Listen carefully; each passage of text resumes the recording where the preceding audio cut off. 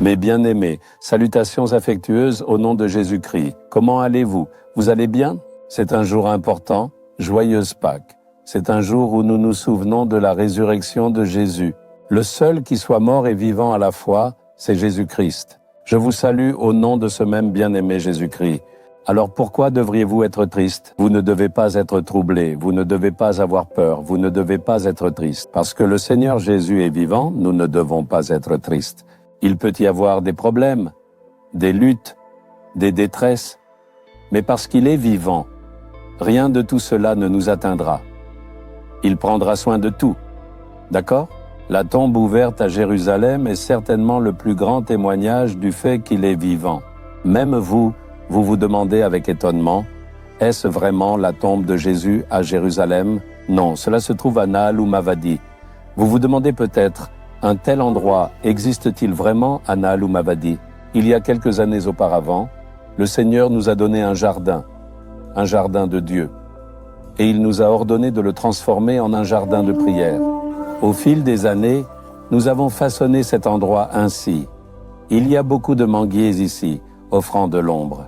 Ici, nous avons noté de nombreuses informations concernant chaque État et chaque district. Beaucoup de gens viennent ici régulièrement pour prier sans interruption.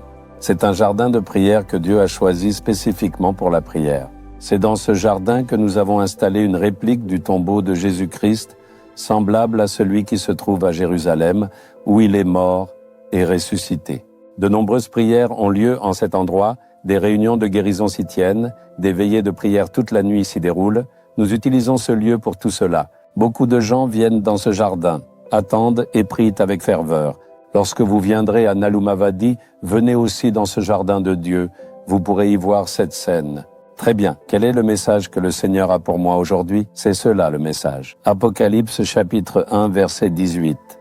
J'étais mort, et voici, je suis vivant au siècle des siècles, dit le Seigneur.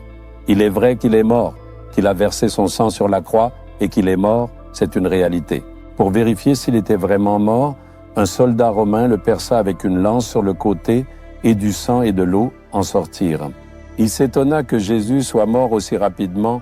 Comme c'est le gouvernement romain qui avait infligé cette peine, il n'autorisait l'enterrement qu'après avoir confirmé la mort.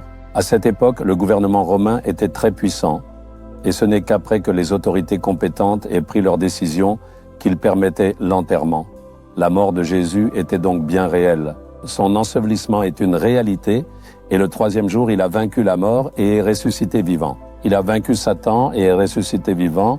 Il a vaincu la peur et est ressuscité vivant. C'est lui qui a vaincu le diable, celui qui détient le pouvoir de la mort et qui a triomphé de la mort.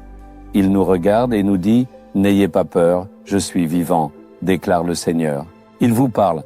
Avez-vous peur de quelque chose en ce moment?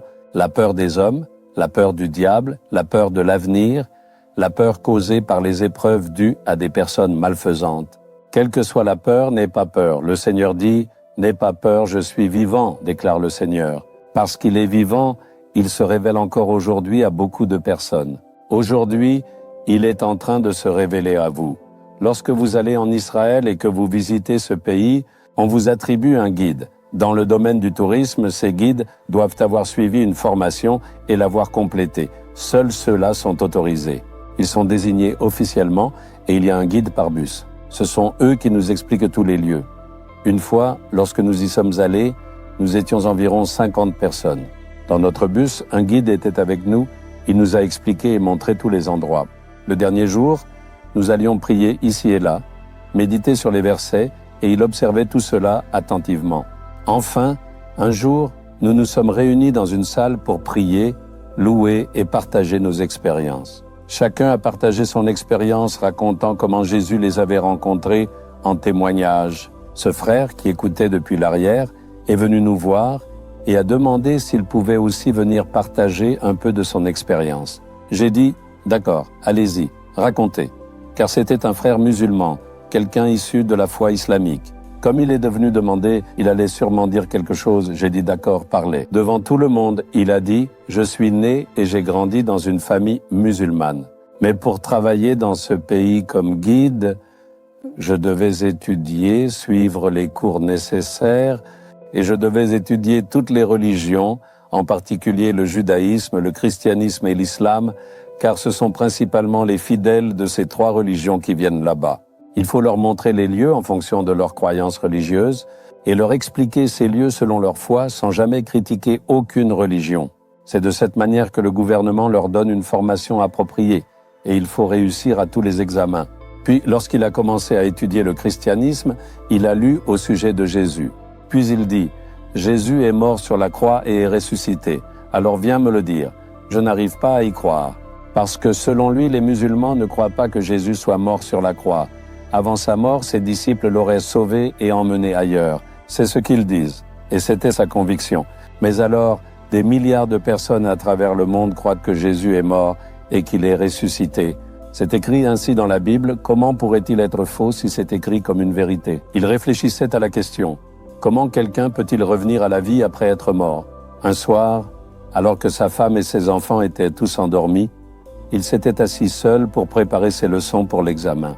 Alors qu'il réfléchissait à cela, Jésus est-il vivant? Est-il vraiment ressuscité? Tout ce qui a été dit à ce sujet est-il vrai? Il continuait à se poser ces questions. Soudain, dans une lumière éclatante à l'intérieur de cette pièce, Jésus apparut et se tint devant lui.